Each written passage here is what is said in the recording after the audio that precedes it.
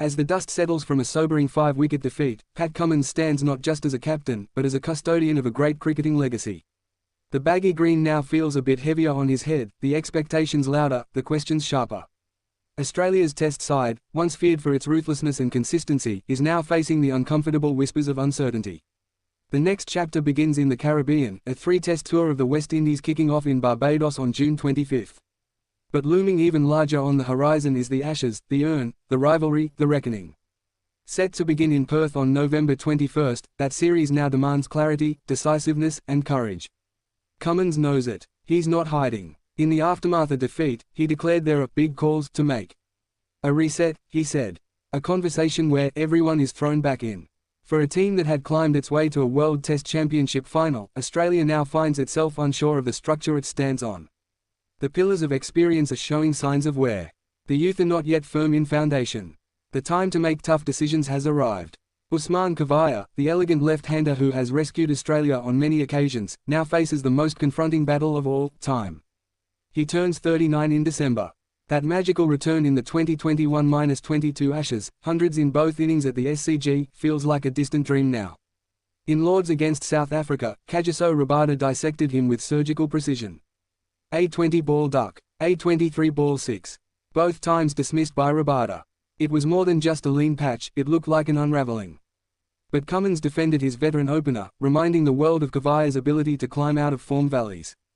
Double hundreds in Sri Lanka, consistency at home, it's all there in the archives. Yet the present is all that matters now. If Khawaja fails in the West Indies, the murmurs will become roars. McDonald, for now, backs him. He speaks of inner drive and preparation. But he cannot ignore the calendar. The Ashes will not wait for sentiment. Then comes the opening dilemma. For months, Australians debated who should walk out with Khawaja. Steve Smith, too valuable in the middle order. Travis Head, a stroke maker better suited to chaos later. Nathan McSweeney, Sam Consters, unproven. So, Marnus Labuschagne, the golden boy of Australian cricket, was handed the role. And he responded with 17 and 22. Not disastrous, but not the certainty needed at the top of the order. McDonald still believes in Marnus. He calls him a part of the team's future. But he's running out of chances to prove that future belongs in the top 2.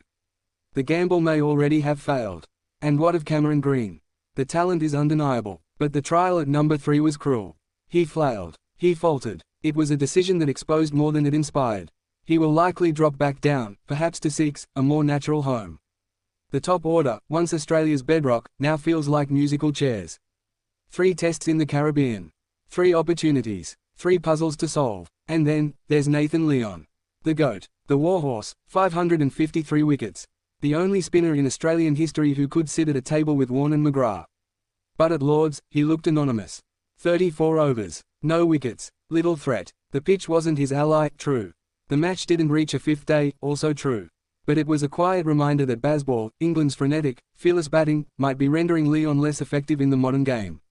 McDonald will hesitate before making changes here. But if Lyon becomes a passenger, it's time to look at alternatives. A leg spinner, maybe. Mitchell Swepson hasn't played since 2022. Adam Zampa's name occasionally pops up, a white ball wizard dreaming of red ball redemption. But dreams aren't test wickets. The selectors will be brave to touch Lyon's place, but brave they must be if Australia's attack is to stay sharp. And what about that pace trio, Starc, Hazlewood, Cummins? Combined, they boast 969 test wickets. They've been the soul of the bowling attack. They've crushed hopes from Brisbane to Birmingham. But now they're in their 30s. Starc is 35, Hazlewood, 34, Cummins, 32. This isn't ageism, it's realism. In South Africa, on day 3, they let the tempo slip. The zip, the venom, the relentless pressure, it wasn't there. McDonald noticed. So did the opposition. Scott Boland, reliable, unflinching, but 36 years old. The backup is older than the starters. And beyond him, it's thin. Bo Webster, promising, but raw. Green again, perhaps, but overburdened. The truth is, Australia doesn't have a war chest of fast bowlers. Not anymore. And the plan to protect the aging quicks by picking batting all-rounders may end up weakening the lineup instead of strengthening it. And so, whispers begin, is this Starc's swan song?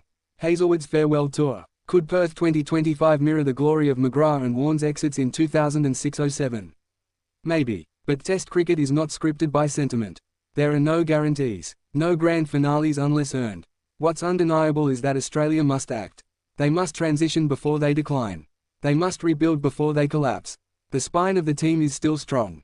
Cummins is a warrior. Smith, despite age, remains elite. Head can change games. Carey is dependable. Labuschagne may rediscover his rhythm. But around them, uncertainty swirls. The Caribbean Tour will be more than just 3 tests. It will be a laboratory, a rehearsal, a battlefield for reputations. Every innings will matter. Every over will be judged.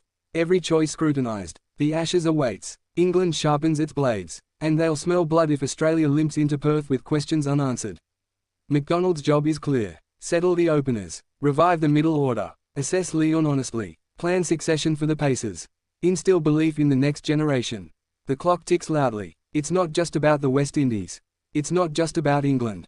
It's about Australia, about the soul of this team.